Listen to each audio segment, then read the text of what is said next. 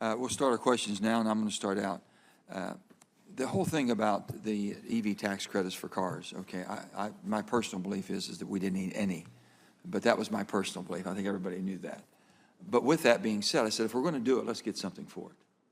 And changing into a transportation mode, going to electric when we had very, very dependable on foreign supply chain on mostly China. I said, that doesn't make any sense. So we put this together saying $3,750 would come if you source, if you secure and source and do the processing in North America or countries with free trade agreement. And we've also agreed, I think, to expand to our allies that weren't in the free trade agreement, but they would be reliable supply chains. And then the other $3,750 was for the manufacturing of the battery in a car in North America. And you know, I've been very upset about this, and we have some slides, I'm going to go through this.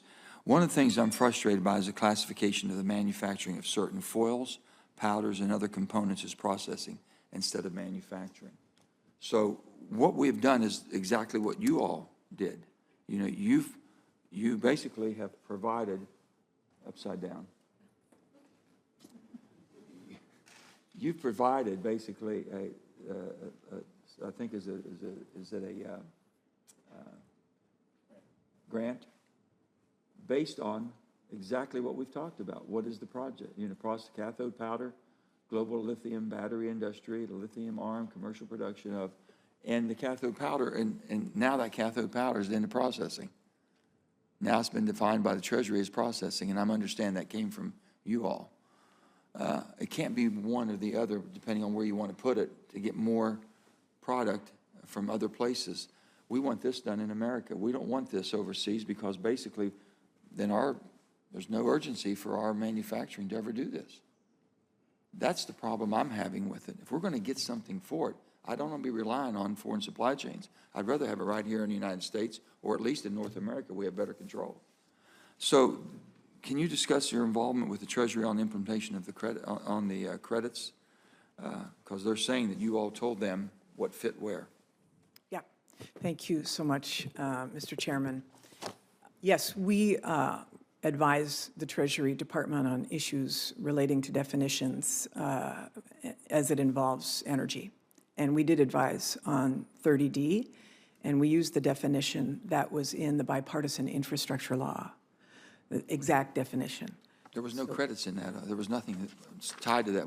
Right. So we tried to use congressional intent based upon the bipartisan infrastructure law in terms of the definition. Yeah, but you all had already done a grant based on this. Look, so this grant, the applicant that you could apply under the extraction processing, you could apply under manufacturing. They applied under the manufacturing. We didn't direct them which way to go. They would have qualified under either side. But the bottom line on this is you're totally right in that we want all of it manufactured in America, or as much of it as possible, or with countries whose values we share. But the liberalizing of basically the definition puts more money out that doesn't have to go out now. You're going to bust the budget. This bill is not going to stay within the confines of what we had CBO scoring. That's what I'm trying to make.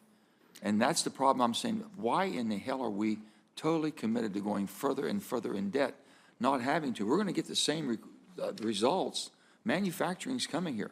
They're not going to get that $3,750 unless they come here, okay? But if they don't have to come, they're going to take it somewhere else where it's cheaper and easier to get, and someone else is already doing it. Could probably be China coming through a back door. Well, I don't think that's going to happen because China will be potentially one of the foreign entities of concern, and that will not be allowed. Yeah. Thank you for your leadership on this. We should all feel very pleased to note that in this battery supply chain, since these laws and since the beginning of the president's term, there have been 150 battery companies or supply chain elements that have announced they're opening up in the United States, where it would have been, to your point, before in China or in Asia. 150 across all of these states. That equals almost $100 billion worth of investment in the U.S.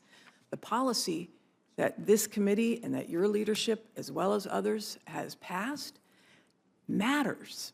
And that's why we're seeing all of these companies come to the United States, including extraction, for processing, for manufacturing, for the whole supply chain. It's very exciting to see that things are actually I'm just saying happening. that we need to adhere to the law. The law and the intent of the law was to make sure that we developed it here. As long as we're subsidizing and accepting it and giving the same credit somewhere else, nothing different than basically for the first 90 days, they were letting $7,500 go out the door. It was never intended to because they didn't have the rules out. So they're showing me every step of the way that they have liberalized and put more money out as quickly as they can. I mean, my goodness, we're going from the standpoint to where moving into EVs faster than we're able to basically support that transportation mode. On top of that, we're bribing the people by giving them $7,500 to buy the darn thing. And on top of that, we're trying to outlaw using any combustible engines. We're doing everything we can, and the market's not being driven. I said, let the market go where it's going to go. I'll make a decision if I'm going to buy it or not. Let me just switch to something else very quickly. I know my time's up. I truly believe that the president should be sitting down, the Republicans, Democrats, working through a credit deal so we don't hit the debt ceiling. You can't pay Russian roulette with the national debt. You can't do it. So we need to get that done. Hopefully everybody will. How would it run up, if we run up against a debt ceiling, how would it affect how you operate? Well, clearly we need to not hold things hostage. And I agree with you. I agree with all that. But they need to sit down and talk. They got to talk. You can't say one side it's not going to talk because we're right and you're wrong. But we won't get into that. How would it impact your department if this charade plays on? Yeah, I mean, the national security of the United States runs through, in part, the Department of Energy. That is critical. We cannot jeopardize our national security, our National Nuclear Security Administration, or our competitiveness in attempting to get all of these investments back in the United States. All of that would be jeopardized. Okay.